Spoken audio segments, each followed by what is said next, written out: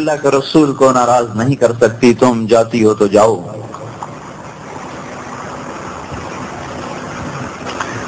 سائیوال میں ایک دھوبی کے بیٹے نے چیلا لگایا، اس کی منگنی ہوئی تھی گاؤں میں، وہ شادی کی تاریخ طے ہوئی، درمیان میں وہ چلے کے لیے چلا گیا، چلے سے واپس آئے تو داڑھی رکھی ہوئی،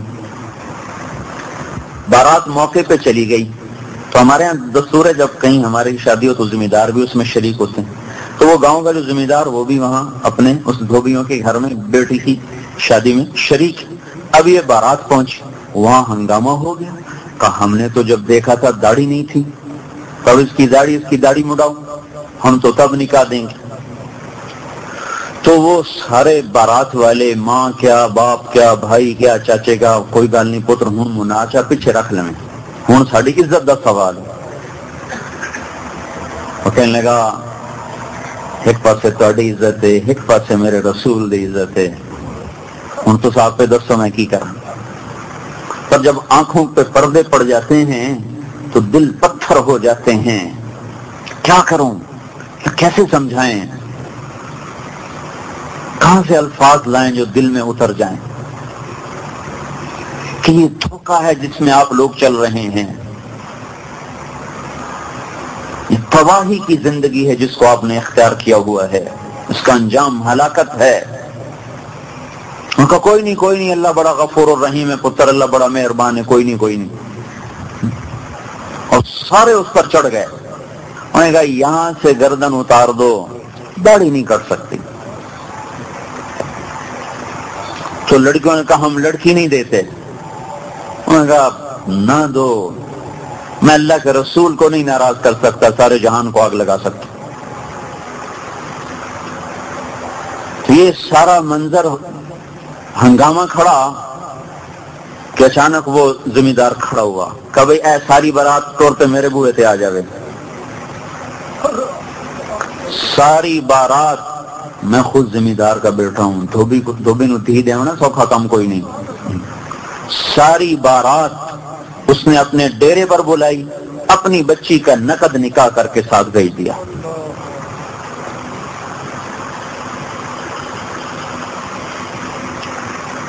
کیا کریں، ماحول کو دیکھنا پڑتا ہے۔ میں یوں کہہ رہا ہوں یہ کہو کیا کریں، اللہ کے رسول کو دیکھنا پڑتا ہے جس کی وفائیں صادق ہیں اور ان سب کی وفائیں کاذب ہیں، یہ غدار ہیں، کیا سگی اولاد کیوں نہ ہو، سب محبتیں غرض کی ہیں، سب محبتوں کے پیچھے اغراض ہیں۔ بیوی کی ایک خواہش پوری نہ کرو پھر دیکھو کیا ہوتا ہے، اور بیوی خاوند کی ایک بات نہ مانے پھر دیکھو کیا ہوتا ہے۔ اور یہ دیکھو جو عرفات کے میدان میں ہاتھ اٹھائے ہوئے، اپریل کی دھوپ میں نہ کوئی سائبان، نہ کوئی سایہ، اور نہ کوئی نیچے زمین پہ گدے گدے، اونٹ پر بیٹھ کے رو رہے ہیں، اونٹنی پر، اونٹ بھی کوئی بیٹھنے کی سواری ہے، 5 گھنٹے یوں ہاتھ اٹھے ہوئے اپنی امت کے لیے، مردوں کے لیے، عورتوں کے لیے، قیامت تک آنے والی نسل کے لیے دعا کر رہے ہیں، اے اللہ معاف کر دے، اے اللہ معاف کر دے، اے اللہ معاف کر دے۔ 5 گھنٹے مسلسل دعا مانگی، اس کا کوئی حق نہیں بنتا۔ چکہ میاں شادی آ رہی، فلانوں میں راضی کرو، فلانوں میں مناؤ، انہوں میں مناؤ، انہوں میں مناؤ، انہوں میں مناؤ۔ ارے کوئی یہ بھی تو سوچے کہ رسول اللہ کو بھی مناؤ کہ ہماری شادی میں کوئی ایسا کام نہ ہو جس سے اللہ کا رسول ناراض ہو جائے، ہمارے گھروں میں کوئی ایسا کام نہ ہو جس سے اللہ کا رسول ناراض ہو جائے۔ یا تو اس کو سامنا نہ ہو، مطلب یا تو ہم نے مر کے ان کا سامنا نہیں کرنا، کہیں پاسے ہمارا حساب ہو جانا ہے تو ٹھیک ہے، لیکن اگر سامنا ہونا ہے اور آنکھوں سے آنکھیں چار ہونی ہیں تو دیکھو میں ہاتھ جوڑ رہا ہوں، اس دن کی ذلت بہت بڑی ہے آج کی ذلت سے، اس دن کی رسوائی بہت۔ اگر اتنا ہی کہہ دیا اللہ کے رسول نے تمہیں میرا خیال نہ آیا تو بتاؤ کہاں جائیں گے؟ موت تو ہے نہیں کہ مر کے اپنے آپ کو مٹا دیں، یہاں تو لوگ اپنے آپ کو شوٹ کر دیتے ہیں کہ میں اب زندہ رہنے کے قابل نہیں، یہاں کہاں سے گولی لائے گا مارنے کے لیے اپنے آپ کو؟ اللہ کا رسول نے اتنا کہہ دیا ہے تمہیں میرا خیال ہی نہ آیا، تم نے میری بیٹی فاطمہ کو ہی نہ دیکھا، تو کیا کرو گے اس دن؟ یہ کہو گے کہ میری بیوی نہیں مانی تھی یا ہمارے سسرال نہیں مانے تھے. میں ایک مثال دے رہا ہوں. ہمارے تو ہر چیز میں، ایک شادی تو ویسے ہی منہ پہ آ گیا لفظ، ہم تو ہر چیز میں اللہ کے رسول کو ناراض کیے بیٹھے ہیں. کون سی چیز ہے جس میں ہم نے اس سے بغاوت نہیں کی ہوئی؟ اور کون سی ایسی گھڑی ہے جس میں انہوں نے رو رو کے ہمارے لیے دعا نہ کی ہو؟ انتقال سے ایک ہفتہ پہلے عبداللہ بن مسعود اور صحابہ آئے ملنے، تو آپ ان کو دیکھ کے رونے لگے. کہ میرا تمہیں سلام ہو آخری، اور جو تمہارے بعد آئے نا ان کو بھی کہہ دینا میرا سلام. ایسی وفا. اور ہمیں کس طرح اپنی رحمت کی چادر میں لیا. ایک صحابی نے کہا یا رسول اللہ، مبارک ہے وہ جس نے آپ کو دیکھا اور آپ پہ ایمان لایا. آپ نے فرمایا تمہیں بتاؤں، 7 دفعہ مبارک ہے اس کو جس نے مجھے نہیں دیکھا اور مجھ پہ ایمان لایا. ہم تو بڑے قیمتی تھے پر ہم نے اپنے آپ کو خود ہی ذلیل کر دیا. یہ کیا کہے گی، وہ کیا کہے گی، وہ کیا کہے گا، وہ کیا کہے گا. کہتے رہیں آواز سگاں کم نہ کند رزق گدارا. کتوں کے بھونکنے سے کبھی کسی نے سفر نہیں بند کیا. کتے بھونکتے ہی رہتے ہیں. جو ہمیں اللہ اس کے رسول کی زندگی سے ہٹا رہے ہیں وہ ہمارے لیے بھونکنے والے کتے سے زیادہ حیثیت نہ رکھیں. یہ ایمان اللہ ہم میں دیکھنا چاہتا ہے. اور یہ گھر بیٹھے نہیں حاصل ہوتا، اس لیے ہم اپنی عورتوں کو بھی نکال کے لائے ہیں اور خود بھی نکلے پڑے ہیں. کس کے لیے؟ یکسوئی کے ساتھ بیٹھ کر اللہ کے، آخرت کے، رسالت کے، جنت کے تذکرے کر کے دل میں اتر جائے. حضرت عمر رضی اللہ تعالیٰ عنہ رات کو گشت کر رہے تو ایک عورت چرخہ کاٹ رہی. علیک صلاۃ اللہ و صلاۃ الابرار. رسول اللہ صلی اللہ علیہ وسلم کی یاد میں شعر پڑھ رہی کہ آپ پہ درود و سلام ہو اللہ کا اور اللہ کے نیک بندوں کا. کنت تقیا حجیئا بالاسحار. آپ وہ تھے جو راتوں کو اٹھ کے رویا کرتے تھے اور اللہ سے ڈرنے والے تھے. پتہ نہیں میرا رب مجھے آپ سے قیامت کے دن ملنے دے گا کہ نہیں ملنے دے گا. والدہر علی الاطوار. زمانہ رنگ بدلتا ہے، ایسے ہی عمل بھی بدلتا ہے. پتہ نہیں کس حال میں موت آتی ہے. آپ کے ساتھ ملاقات ہو کہ نہ ہو.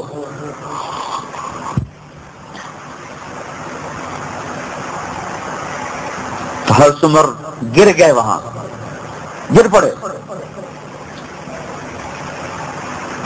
پھر دروازے پہ دستک دی. آدھی رات. کون؟ کا عمر. کمالی والے عمر. عمر کا میرے گھر میں کیا کام؟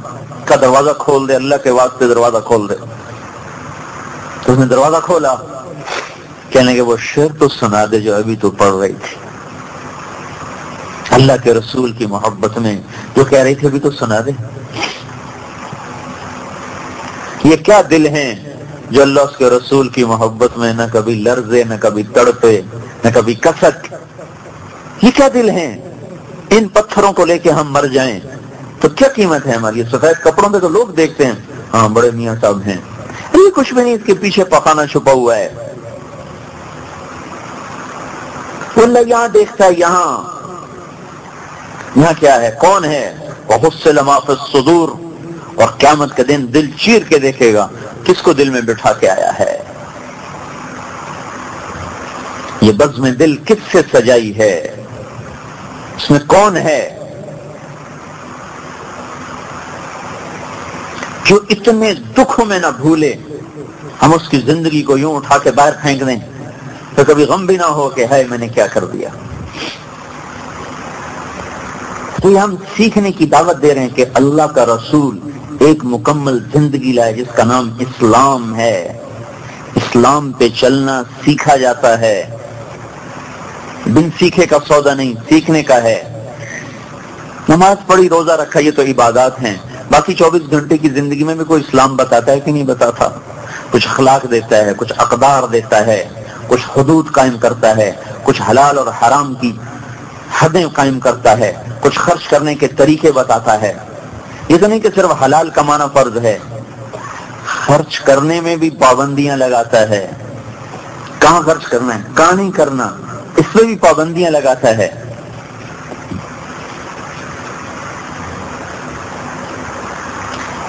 کمائی میں بھی آزاد نہیں چھوڑا، طریقے بتائے، آج وہ بھی اڑ گئے، نہ کسی کو پتہ ہے حلال کیا نہ حرام کیا ہے، نہ پوچھتے ہیں۔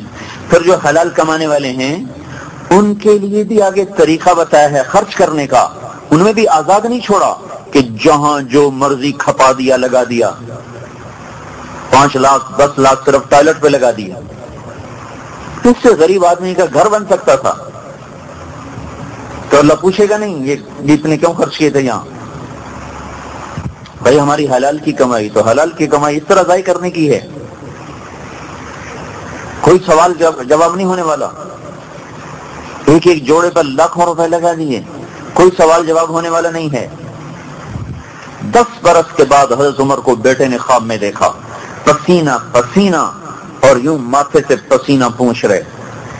ابا جان کیا ہوا؟ کہا بیٹا آج حکومت کے حساب سے فارغ ہوا ہوں۔ 10 سال حکومت کی، 10 سال کے بعد خواب میں بیٹے نے دیکھا اور پسینہ پسینہ کا بیٹا آج حکومت کے حساب سے فارغ ہوا ہوں۔ عمر جیسا حساب دیتے پسینے پسینے ہو جائے، یہ آج کی عورتیں کیا حساب دیں گی جو اسراف کر، اور یہ مرد کیا حساب دیں گے، یا میں اور آپ کیا حساب دیں گے جہاں ہماری کمائی آزاد، ہمارا خرچ آزاد۔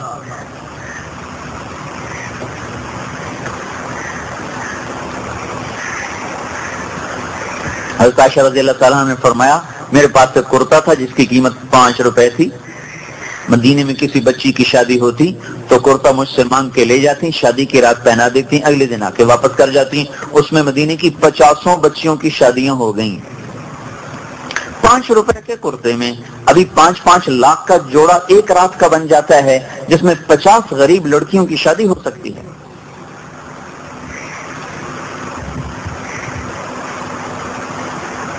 ہم نے یہ زندگی سیکھی نہیں، معاشرت اللہ کے رسول کی۔ آپ کو پتہ نہیں ایک سوال مستقل ہے، ان مالی، پیسہ میں نہیں اکتسبتہ، کہاں سے کمایا تھا، یہ ایک سوال ہے۔ فیما انفقتہ، یہ کہاں خرچ کیا تھا، بولو۔ اگر پھنس گئے تو کیا بنے گا ہمارا اس وقت؟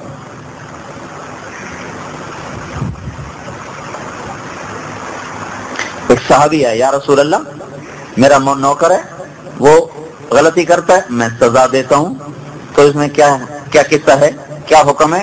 آپ نے فرمایا اگر اس کی غلطی اور تیری سزا برابر ہے تو پھر چھٹ جاؤ گے، اگر اس کی غلطی کم اور تیری سزا زیادہ تو پکڑے جاؤ گے۔ تو زارو قطار رونے لگے گا، یا رسول اللہ پھر اس کا حل یہی ہے کہ میں اسے آزاد ہی کرتا ہوں۔ یہاں تک ترازو کو قائم کیا جائے گا۔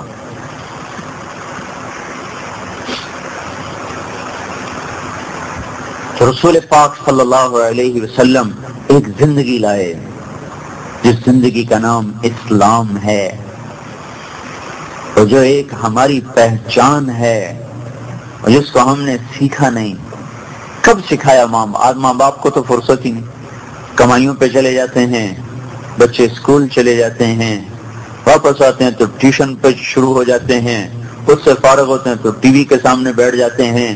نہ کبھی ماں نے بچوں کو، نہ کبھی باپ نے بچوں کو بٹھا کے سمجھایا کہ دنیا میں آئے کیوں تھے، آنے کا مقصد کیا ہے۔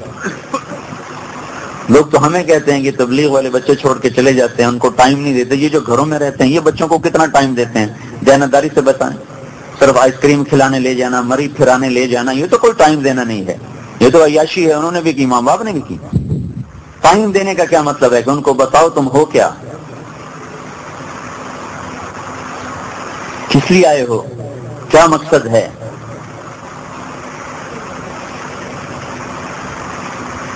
بہلول رحمت اللہ علیہ جو گزر رہے تھے، ایک بچہ کھڑا رو رہا، دوسرے بچے اخروٹ کھیل رہے، انہوں نے سمجھا اس کے پاس اخروٹ نہیں ہے تو میں اس کو لے کے دے دیتا ہوں۔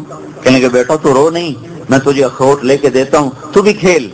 اور کہنے لگا بہلول ہم کوئی دنیا میں کھیلنے آئے ہیں۔ تو ان کو تو توقع نہیں تھی یہ بچہ ایسا جواب دے گا۔ اچھا اللہ کی عبادت کرنے آئے ہیں؟ کہا بچہ ابھی تو بہت چھوٹا ہے، تیرے یہ غم کی چیز نہیں ہے، ابھی تو اس منزل میں آنے میں بھی وقت پڑا ہے. تو کہنے لگے ارے بہلول مجھے دھوکہ نہ دے، میں نے اپنی ماں کو دیکھا ہے صبح جب آگ جلاتی ہے تو پہلے چھوٹی لکڑیوں سے جلاتی ہے پھر بڑی لکڑیاں رکھتی ہے. مجھے یہ ڈر ہے کہ کہیں دوزخ مجھ سے نہ جلائی جائے اور میرے اوپر بڑوں کو نہ ڈالا جائے. اور یہ سن کے بہلول تو بے ہوش ہو کے گر گئے. کسی ماں نے اس بچے کو وقت دیا ہے. کون سا وقت آپ لوگ دیتے ہیں اپنے بچوں کو جس میں ان کو آپ مقصد زندگی سمجھائیں؟ اسکول کالج تو ہمیں کچھ بھی نہیں سمجھا رہے. وہ کیا سمجھا رہے ہیں؟ وہ تو کمائی کے طریقے سمجھا رہے ہیں، انسانیت تو نہیں سکھا رہے، انسان ہونا تو نہیں سمجھا رہے ہم.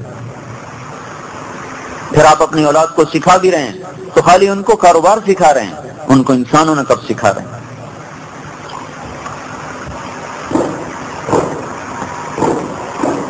اس لیے ہم وقت مانگتے ہیں بھائیو. ماں باپ کی ایک ذمہ داری ہے. اللہ تعالیٰ نے عورت کو گھر میں بٹھایا ہے، کس لیے فرق نہیں ہے، بہت بڑا کام دیا ہے. انسانیت کی نرسری کو تیار کرنے کا کام ہماری عورت کو ملا ہوا ہے. اس لیے سارے کام اللہ نے مرد کے ذمہ لگا دی. کما کے بھی لاؤ، بازار سے کوئی سودا تو وہ بھی لا کے دو، اس کو گھر میں رکھو، اس کو پردے کی چیز بنا. عورت کہتے ہیں پردے کو عورت کا نام ہی پردہ ہے. اور اس کا اسلام نے ایسا پردہ رکھا ہے کہ اس کے نام کے اظہار کو بھی پسند نہیں فرمایا. چہ جائے کہ وہ کھلے بال بازار میں پھرے. پورے قرآن میں کسی ایک عورت کا نام نہیں ہے، صرف حضرت مریم کا نام ہے قرآن میں بس. باقی سارا قرآن آپ الف لام سے شروع کریں اور والناس پہ پہنچ جائیں، آپ کو ایک عورت کا نام نہیں ملے گا. مریم علیہ السلام کا نام قرآن میں جو آیا ہے وہ اس وجہ سے آیا کہ ان کے بیٹے کو لوگوں نے کہا یہ اللہ کا بیٹا ہے، تو اس پر اللہ تعالیٰ نے اس الزام کو صاف کیا کہ ذالک عیسی ابن مریم، سنبھل کے بولو میرا نہیں مریم کا بیٹا ہے. باقی جہاں بھی عورت کا نام آیا تو امرات و فرعون کی بیوی، تو اگر اللہ آسیہ کہہ دیتا تو کیا حرج تھا، تاریخ میں ہے نام. امرات العزیز گورنر کی بیوی، اگر اللہ زلیخا کہہ دیتا تو کیا حرج تھا، زلیخا نام موجود ہے. امرات نوح کی بیوی، امرات لوط علیہ السلام کی بیوی. عورت کا نام خامد کی نسبت سے آیا ہے یا بھائی کی نسبت سے، یا اخت ہارون، اے ہارون کی بہن، یا باپ کی نسبت سے، خامد کی نسبت سے. نام براہ راست مریم بس. علماء نے اس پر یہ لکھا ہے کہ اللہ تبارک و تعالی اس طرز کلام سے یہ بات سمجھا رہے ہیں کہ عورت کا نام بھی عورت ہے، یعنی چھپا ہوا. عورت کا نام بھی پردے کی چیز ہے، وہ بھی بغیر ضرورت کے ظاہر کرنا ناپسندیدہ چیز ہے. تو چہرہ کھول کے پھرنا یہ کہاں سے جائز ہو جائے گا؟ ویسے تو جائز کرنے کو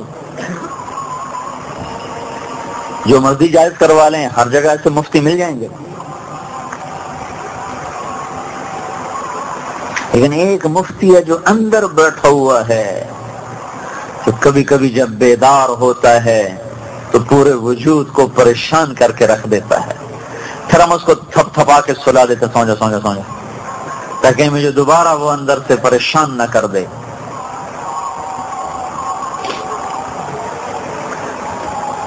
تو وہ گھر کیوں بٹھایا ہے؟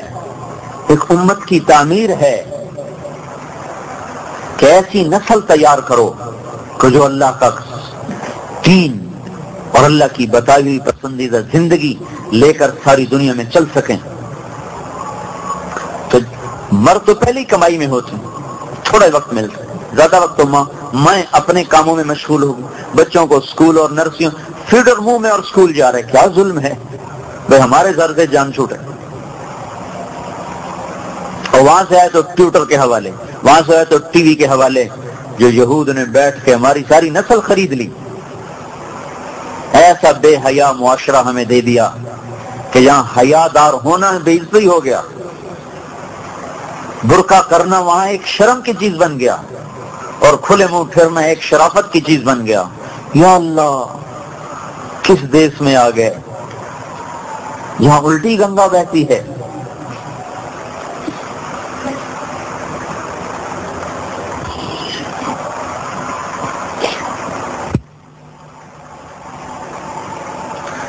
ہماری عورتوں کے ذمہ اللہ نے بہت بڑا وَقَرْنَ فِي بُيُوتِكُنَّ، بیٹھ جاؤ گھروں میں. کیا کرو؟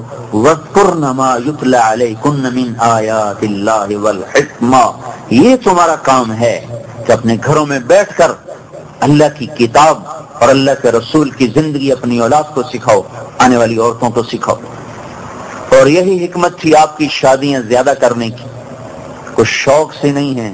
اگر آپ شوق سے شادی کرتے تو 25 سال کی عمر میں 40 سال کی 2 دفعہ بیوہ عورت سے کیوں شادی کرتے؟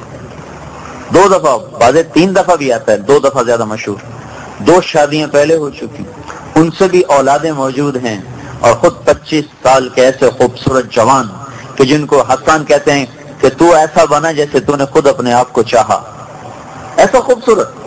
حضرت عائشہ رضی اللہ تعالیٰ عنہ نے کہا او یوسف کو دیکھ کر عورتوں نے ہاتھ کاٹے تھے، میرے محبوب کو دیکھتی تو سینے پہ چھریاں چلا دیتی. اور حضرت جابر فرماتے ہیں کہ آپ مسجد میں بیٹھے تھے، 14ویں کا چاند چمک رہا تھا، آپ نے سرخ دھاری دار چادر اوڑی ہوئی تھی، تو ہم کبھی چاند کو دیکھتے کبھی آپ کے چہرے کو دیکھتے تو اللہ کی قسم آپ کا چہرہ اس سے زیادہ خوبصورت نظر آ رہا تھا.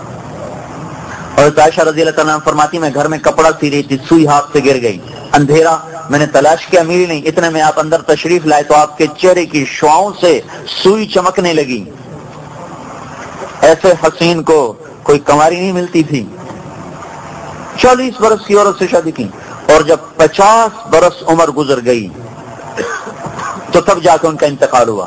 25 برس اپنے سے 15 سال بڑی عورت کے ساتھ گزارے، اور پھر 3 برس اور ایک بیوہ سے گزارے، حضرت سودا رضی اللہ تعالیٰ عنہ سے شادی کی. 53 سال تک آپ نے بیواؤں سے نکاح کیے ہیں.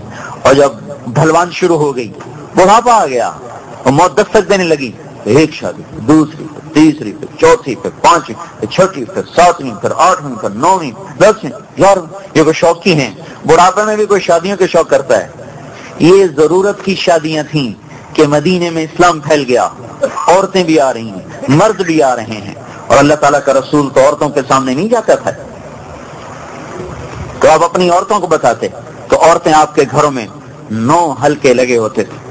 2 تو آپ کی زندگی میں وفات پا گئی، حضرت خدیجہ اور حضرت زینب بنت خزیمہ رضی اللہ تعالیٰ عنہا، یہ دونوں آپ کی زندگی میں وفات پا گئی. باقی 9 بیویاں ہیں، اور 9 کے 9 میں علم سکھایا جا رہا، حدیث سکھائی جا رہی، دین سکھایا جا رہا. چونکہ وہاں کوئی صفائی کا کام ہی کوئی نہیں، نہ کوئی برتن کی دھلائی کا کام ہے، 2 مہینے روٹی نہیں پکتی، نہ وہ کوئی کڑھائی کا کام ہے، ایک جوڑا ہے، نہ کوئی ڈیکوریشن ہے کہ سوائے ایک لحاف کے ہے ہی کچھ نہیں.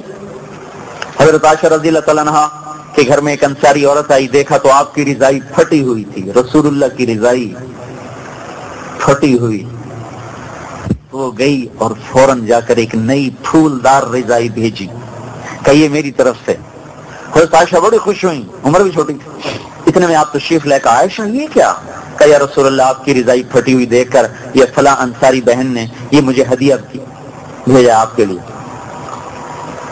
آپ نے فرمایا عائشہ میں چاہتا تو یہ عہد پہاڑ میرے لیے سونا بن کے حاضر ہو جاتا، میں نے اس زندگی کو خود ٹھکرایا ہے، یہ رضائی واپس کر دے.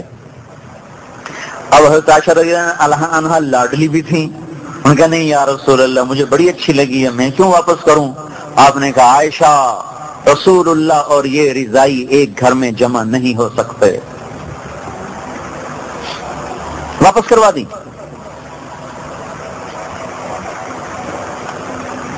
تو کچھ گھر میں سامان ہی نہیں جو آپ کی بیگمات کے لیے وہ مشغولی کا سبب بنے، تو کیا کام تھا؟